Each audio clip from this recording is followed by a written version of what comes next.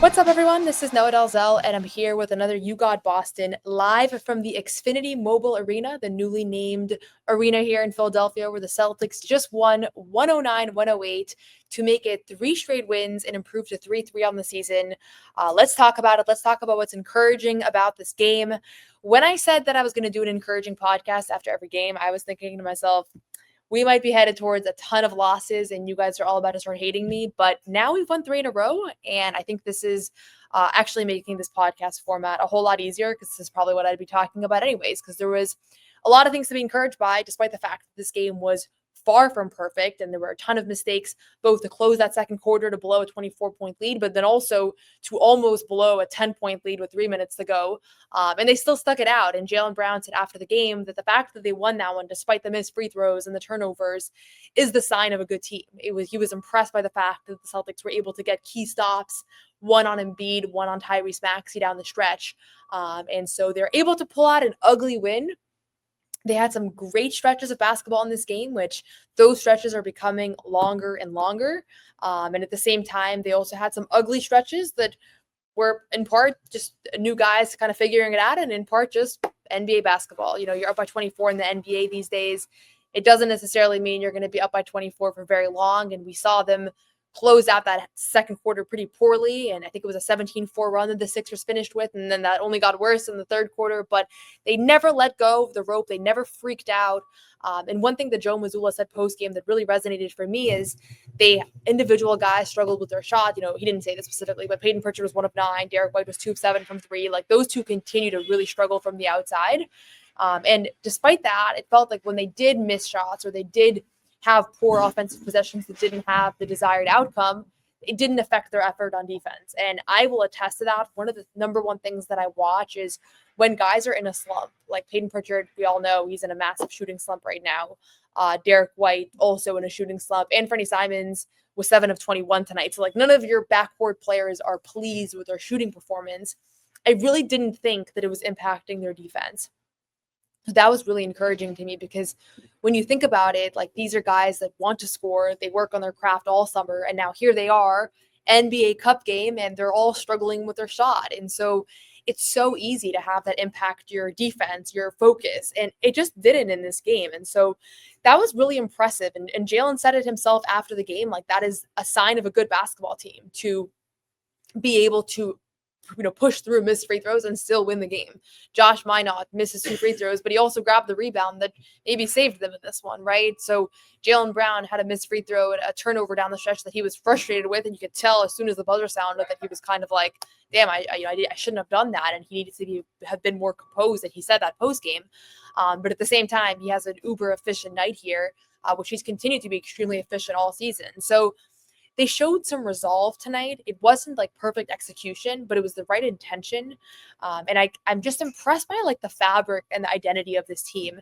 And I was feeling it through the first 3 games as well, but it just doesn't sound as good to say. And I know fans and, like, listeners are less receptive when the team's 0-3, and I'm like, they just feel like winners. They feel like they're connected and they're trying really hard. Like, there has not been a stretch through these 6 games where I felt like this team has not played hard. There really hasn't been.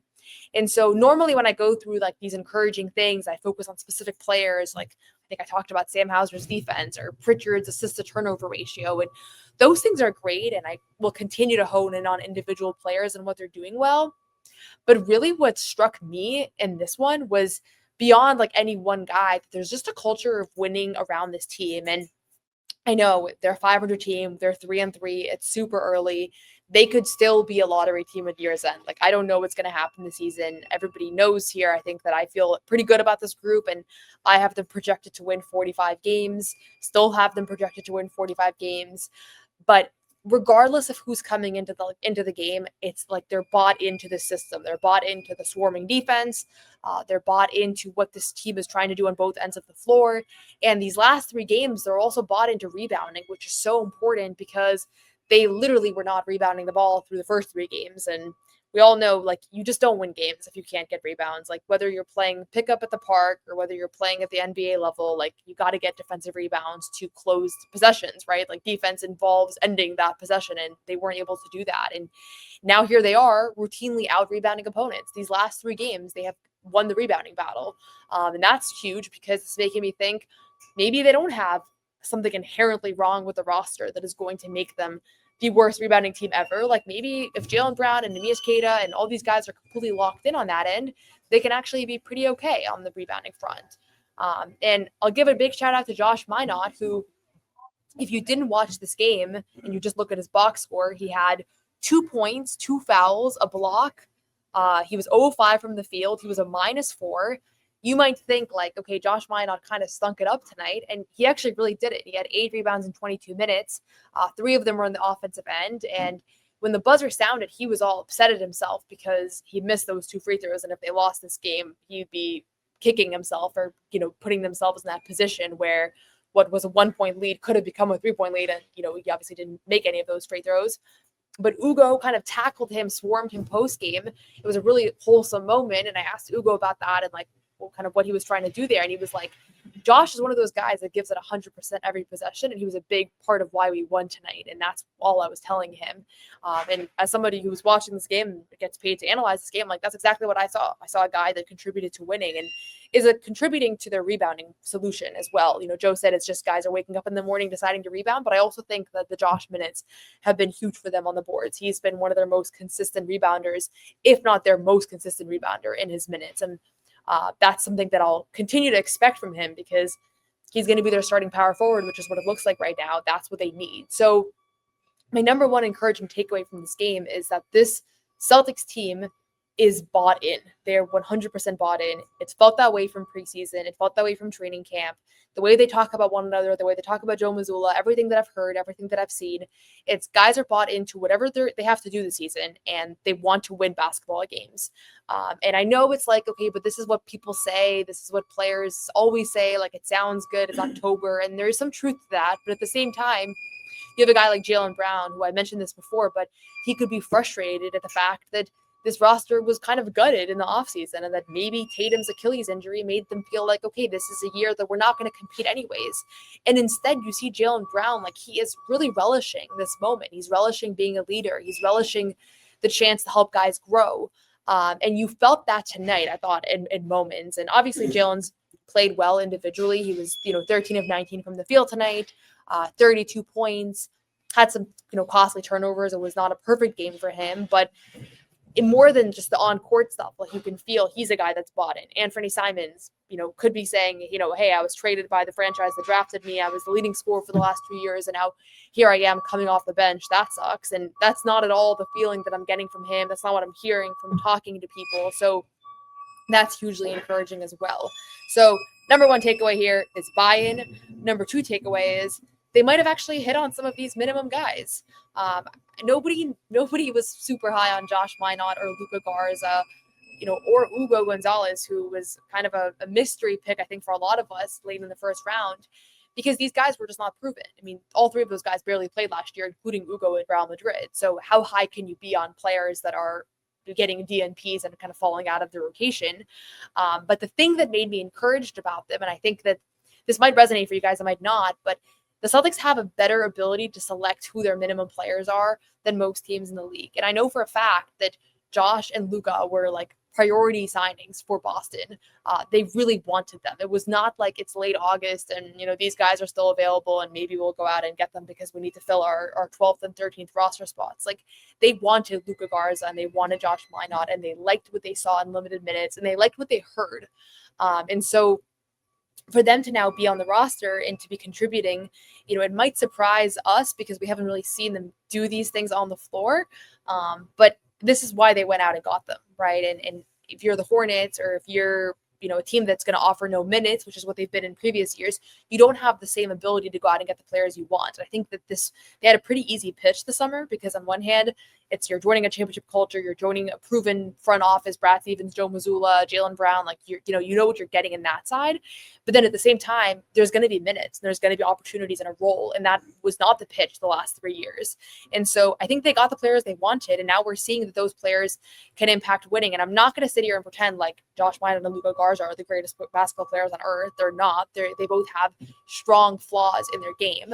But Luka in his 15 minutes tonight was 4 or 5 from the field, 5 rebounds, 9 points. He was a +5. He gave them really, really good minutes. And Josh, as I said, like gave them good minutes, despite the fact that the box score is not going to jump out at you. And then Hugo, who was drafted late in the first round and is 19 years old and nobody really knew what to expect. He's been awesome for them. He was a plus 10 in his 14 minutes tonight. He fouled quite a bit. He had 5 fouls in this game, and I asked him about a post game. He said, I got to be better on those.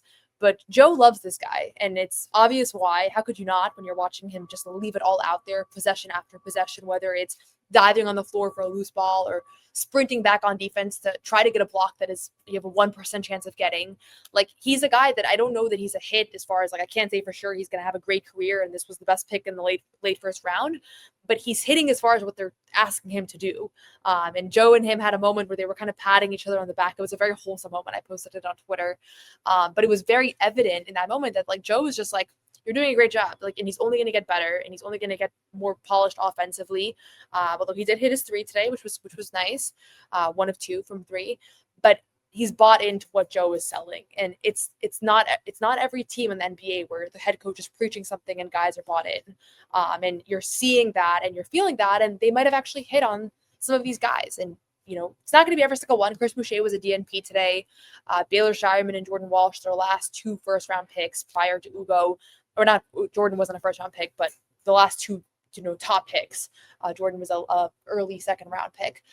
They're not doing much. So I'm not going to sit here and say like every single guy is playing out of their mind, but I do think some of where my faith in this team came from was this idea that I had faith that some of these guys were going to be impactful players, even though I didn't know enough about their games or I didn't see enough with my own 2 eyes to make me think that they were going to be great. So we're seeing a little bit of that right now. And it's, there's going to be some lulls. There's going to be some moments where Luka and Josh and, these other guys have really tough nights, but right now we're seeing that how at their best they can impact winning. And I don't even think this is their best. I think Josh Minott's a guy that's going to be better on most nights than he was tonight. But it's almost like their bare minimum is actually pretty darn good. Like their bare minimum is pretty impactful. Want to give a quick shout out to our friends over at PrizePicks. This episode is brought to you by PrizePicks. The hard-hitting football action is even better with PrizePicks. The weather might be changing, but the feeling of being right never gets old. So keep the season rolling on PrizePicks by getting $50 instantly in lineups when you play your first $5. I am super excited. I'm going to my first ever football game, so that's going to be a lot of fun. And I might choose somebody like Drake May, who is in the MVP conversation, to, select what is going to be more on his pass yards, more on his rush yards. Like, he is somebody that I'm particularly excited about right now. PrizePicks is simple to play. Just pick more or less on at least 2 player stats. If you get your picks right, you could cash in. Play PrizePicks to get action on football in more than 40 states, including California, Texas, and Georgia. PrizePicks is the only app that offers stacks, meaning you can pick the same player up to 3 times in the same lineup. Want to pick more on Drake May's pass yards, rush yards, and touchdowns?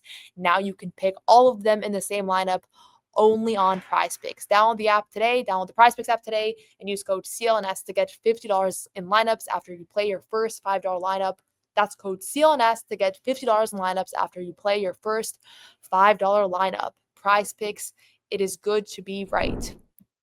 So I mentioned before the break, the 2 things that are making me really encouraged right now about this team. 1, the fact that they found a way to win this game despite making a whole suite of mistakes down the stretch. And 2, that I actually think they hit on some of these minimum signings that were complete question marks, or at least they hit in the capacity of like they're doing what they were asked to be doing. They're playing hard. They're fitting into the system of this crazy, hectic, frenetic defense that is so fun to watch. And so I think they might actually be impactful winning players. And that's obviously what you hope for when you go out and sign 3-4 guys to minimum deals. You want 2 of them at least to become rotation players. And I think right now you're seeing that. The other thing that I want to say is there was a lot of question marks around Jaylen Brown as the number 1 option. I put that in quotations because I think that doesn't really mean as much as we act like it does. But obviously he's the guy that's getting the most attention from defenders. The 76ers were really physical with him today. He got frustrated. He got a tech. He said he deserved the tech, but he also feels like teams are getting away with a little much. I'll just say, from having watched Jaylen play his whole career, I think because of how strong he is and because of his build, players can do more as far as hacking him than maybe other players. It's not the only one. Like, I think somebody like Giannis deals with this quite a bit too, where if you hit Derek White on that same move, like Derek White gets the foul that Jaylen Brown doesn't. That's just my observation. I don't know if the data backs that up, but that's how he feels. So I think he should have gotten to the line more than 3 times tonight. He was 2 of 3 from the line in this game. So that's kind of wild, especially since the last 2 were the last 2 was actually on a jump shot. But I think that's a question mark. And he had 5 turnovers. That's going to be the biggest flaw to his game all season long. I think their turnovers are probably going to be higher than they have been in years past because he's handling the ball a little bit more, and now he has the best defender on him on any given night, which wasn't always the case last year. That being said, 13 of 19 from the field tonight, 4 of 7 from 3.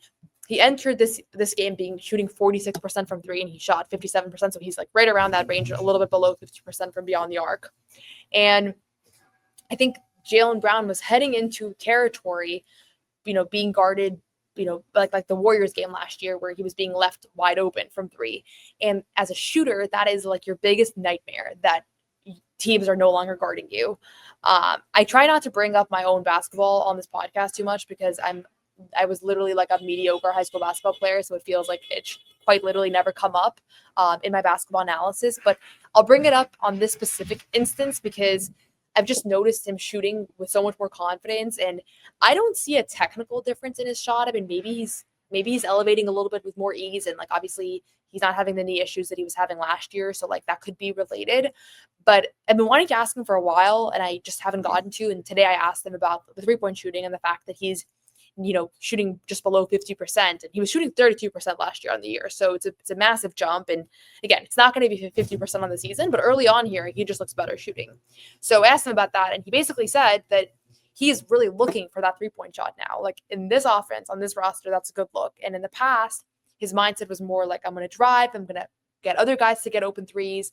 And when you think about it, it's like Tatum was a better 3-point shooter than him for the last few years. Drew Holiday, Al Horford, Porzingis, like pretty much 4 of the guys that left the Celtics, outside of Luke, were all better 3-point shooters than him. And so them taking a 3-pointer was a better play than him taking a 3-pointer. And when that's your mindset and you're operating on the floor with that in mind, it doesn't do well for your shooting abilities.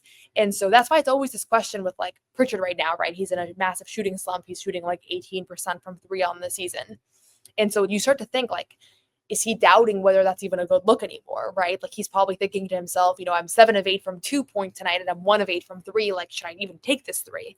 And once that's in your brain, you start to miss shots. And that's why you see guys that just are in a slump and it gets worse and it gets worse and it gets worse. Like what is a shooting slump? It's you lost your confidence in your own shot. It's not that you broke your wrist or you broke your leg and now you can't jump or you can't, do a follow through. It's in your own head. And it's remarkable when it happens. You see guys get in shooting slumps all the time. Derek White's in one right now. He was 2 of 7 from 3. He was 6 of 16 from the field.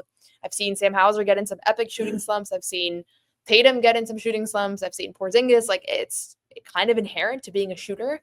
And the more you lose your confidence, the worse it gets. And I think with Jaylen, he hasn't had a good couple of years of 3-point shooting, but at the same time, he's also statistically knows that was not a good look for the team relative to other guys taking that same shot. So then that kind of compounds.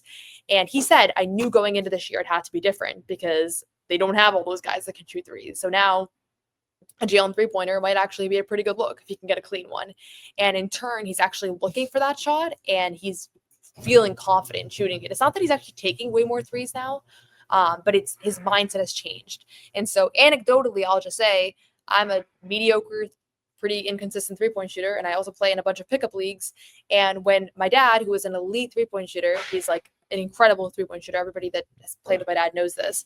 When he's on the court, it's like, I don't even look for my own shot because I'm like, I know he can shoot better than me. So I'll just find him and he'll hit a 3. Why would I take a 3 when he's a 50% 3-point shooter and I'm probably shooting 30%. And so I don't look for my shot. And then when I am wide open, it's like, I have to shoot it because otherwise what am I doing? And then I miss it versus when I play with a bunch of guys that I'm like, okay, none of these guys can even shoot. So I may as well hunt for my own shot. Now I'm hitting like step back threes and I'm like shooting really well. And it's literally just a mindset thing. So that's what I observed with Jaylen. I didn't want to ask him specifically that question because I don't like leading guys to the answer that I want, but that's actually exactly what he said. He said that, he's been hunting his own 3 and he's been wanting to take that shot. And so I don't think he's going to shoot. I mean, he's not going to shoot 47% from 3 on the year. Like that's going to go down. And again, like maybe in a few months, he'll actually be struggling and this was just a hot stretch. But I actually do think that there's something there and it's really encouraging and it's really interesting to see because if Jaylen's the kind of guy that can't shoot threes, that's a completely different career path, especially as he gets older, than whether he's a guy that can actually shoot 36, 37, 38% from beyond the arc. Like, that's a great sign for his longevity and also for the way he's going to be guarded, because now if he's hitting threes, you have to go out there and you have to defend him. And now he can do what he really wants to do, which is attack the basket and, get to his spot at the mid range. So I'll probably leave it there because we have another game tomorrow, and there's plenty of other guys to talk about, but those are the three guys. The three things that I really wanted to mention was the buy-in, the fact that I do think that they hit on some of these minimum guys, and then Jaylen's 3-point shooting, which continues to be hugely impactful. Actually, I'll say one more thing. Something that a couple of people have said now is that this team is doing really well as far as watching film, absorbing new concepts, and then translating those to things on the court. Jaylen said it. I asked him after, I think, the Pelicans game, after the first win of the season. You keep saying you're bought into these guys, but also this roster is like very unproven, right? So what makes you bought into them? And he said it's the way that they're absorbing information. You're seeing guys like Hugo, Josh, like these guys that are relatively young, inexperienced in the NBA. They're taking what they're learning in film and they're immediately doing it. And Joe Mazzulla said pregame, I asked him about like how he feels about the team, week in, and he basically said the same thing, that he's really encouraged by how quickly guys are absorbing things and actually doing them on the floor. So I'm not in the film sessions. I would actually kill to be in the film sessions, but I'm not in the film sessions. But it sounds like these are a bunch of guys that are quick learners, and the schemes are complex. It's always hard for guys to come into this new system. But there's so many new guys that they have to really teach it. It's not like in the past where Derek gets traded or X gets traded and it's like, you're the only new guy, so figure it out. We don't really have time for you to make mistakes because we're competing for a championship. Like, it's changed a little bit now. Like, there's a whole new system and everybody's learning together, and there's a bunch of new guys, and the whole coaching staff kind of bought into having to teach. And it sounds like from Jaylen's words and Joe's words, it's going really well, and we're seeing them winning games now and competing. And they were top 10 ranked offense and defense heading into tonight, and I would imagine that held 1-point win against an undefeated 76ers team. So that's it for now. That was actually a little longer than I expected it to go, but another encouraging game.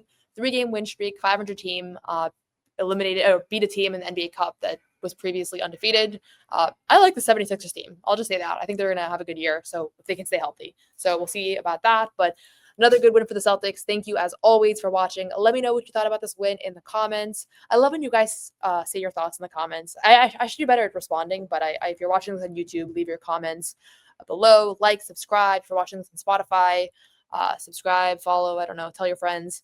But as always, thanks for watching, and we'll have more coverage coming Saturday night against the Houston Rockets at home. JD Davison revenge game. Some are calling it that. Some are calling it Kevin Durant. Welcome to Boston.